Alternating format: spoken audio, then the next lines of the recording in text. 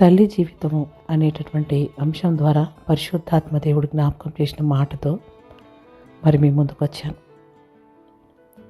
తల్లి గురించి ఎంత మాట్లాడినా తక్కువనే అనిపిస్తుందండి. ఎంతో కష్టపడి పిల్లల్ని కంటూ పెంచి పెద్ద చేస్తూ ఉంటుంది. ఎంత కాయ కష్టం చేసినా పిల్లలని ఒక మంచి పొజిషన్లో ఉంచాలా, ఒక మంచి స్థాయిలో ఉంచాలన్నటువంటి కోరిక తల్లిదండి. తల్లి ఎప్పుడు తన పిల్లల గురించి ఆలోచిస్తుంటుంది. కోడి ఏ విధంగా అయితే తన పిల్లలను రెక్కల కింద భద్రపరిచినట్లు తల్లి ఎప్పుడు తన పిల్లల్ని భద్రపరుస్తూ ఉంటుంది. నా బిడ్డలకి ఎలాంటి అపాయం రావద్దు, నా బిడ్డలకి ఎలాంటి హాని జరగద్దు, నా బిడ్డలు మంచిగా ఉండాలి, సంతోషంగా ఉండాలి అన్నటువంటి ఆలోచన తల్లిది ఉంటుందండి. కానీ తల్లికి ఒక గుర్తింపు ఉందా అని ఆలోచన చేస్తే, మరి మా కోసం ఇంత కష్టపడి పనిచేస్తూ తల్లి మమ్మల్ని ఇంతగా పెంచి పెద్ద చేస్తున్న మా తల్లిని మేము ప్రేమగా చూసుకోవాలి అన్న పిల్లలు ఈ కాలంలో ఉన్నారంటారా? ఆ పిల్లలు మరి తల్లి చేసిన త్యాగాన్ని గుర్తిస్తుండ్రంటారా? చూడండి, కొన్ని సంవత్సరాల క్రితం స్కూల్లో అడ్మిషన్ ఫామ్లో కూడా ఒక తల్లి పేరు ఉండేది కాదు, ఒక తండ్రి పేరు మాత్రమే ఉండేది. కానీ ఇప్పుడు తండ్రితో పాటు తల్లి పేరు కూడా మరి ఆ ఫామ్లో మరి తల్లి పేరు కూడా ఫిల్ చేయడానికి మరి అవకాశం కల్పించారు. అంటే ఎన్నో కూడా ఒక తల్లికి గుర్తింపు అనేది ఉండేది కాదేమో అనిపించిందండి. అప్పుడే కాదు, ఇప్పుడు కూడా చూస్తే బిడ్డలు తల్లిని మరి గుర్తించేటటువంటి పరిస్థితులు లేరండి. ఏదైనా మరి తల్లిగా ఏదైనా ఒక మాటను గైడ్ చేయాలని, బిడ్డ రేపు తప్పు తోవలో వెళ్ళొద్దని ఒకవేళ గైడ్ చేస్తుంటే, మీ కాలం కాదు, ఈ కాలం మారింది, మీ కాలంలో ఉన్నట్టు కాదు, మా కాలంలో వేరుంది అని మాట్లాడి తల్లిని మాట్లాడనీయనటువంటి పరిస్థితుల్లో బిడ్డలు ఉండిపోతున్నారు. ఎందుకు పిల్లలు ఆలోచించలేకపోతున్నారు? మా తల్లి మమ్మల్ని మంచి మాటలు చెప్తుందంటే మా తల్లికి ఉన్న జ్ఞానం మాకు లేదు కదా, మేము మా తల్లి చెప్పిన మాట ప్రకారం మేము జీవించాలి అనే ఆలోచన లేనటువంటి పిల్లలు చాలామంది ఉన్నారండి.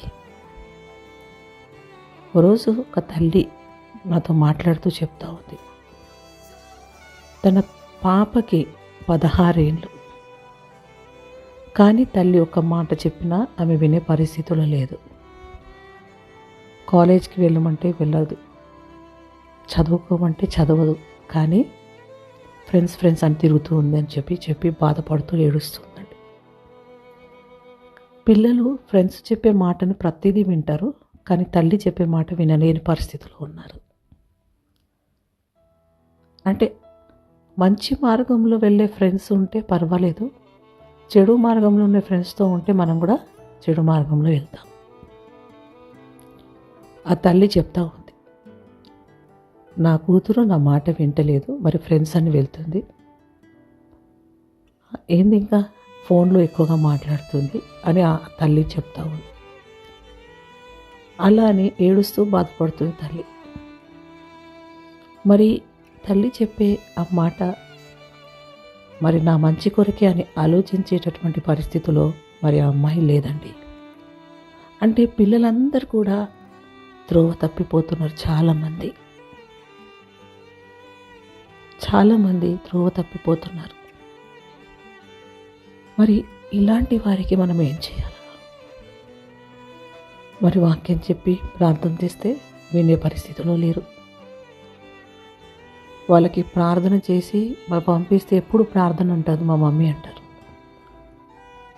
ఇలాంటి పరిస్థితుల్లో పిల్లలు ఉండిపోతున్నారు.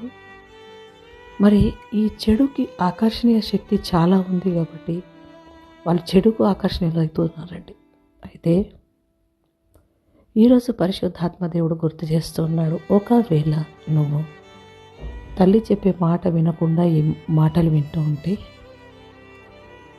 ఏదైనా వింటూ ఉంటే, ఈరోజు దేవుడు నీతో మాట్లాడుతున్నాడు, నువ్వు వెళ్ళి నీ తల్లి మాటకు లోబడు, నీ తల్లి చెప్పే బోధను విడిచిపెట్టద్దని పరిశుద్ధాత్మ దేవుడు జ్ఞాపకం చేస్తున్నాడు. ఎందుకంటే లేఖనాలు మనకు చెప్తుంది ఏంటంటే, నీ యొక్క తల్లి యొక్క మాటను కంఠభూషణంగా ధరించుకోమంటుంది. మరి నీవు నీ తల్లి యొక్క బోధనను కంఠభూషణంగా ధరించుకున్నప్పుడు నీకు తెలియకుండానే నువ్వు ఘనపరచబడతావండి. హల్లెలూయా. కాబట్టి నీ తల్లి మాటను త్రోసివేయక కంఠభూషణంగా ధరించుకోవాలని పరిశుద్ధాత్మ పేరిట మీకు మనవి చేస్తూ దేవుడి మాటలు దీవించునుగాక.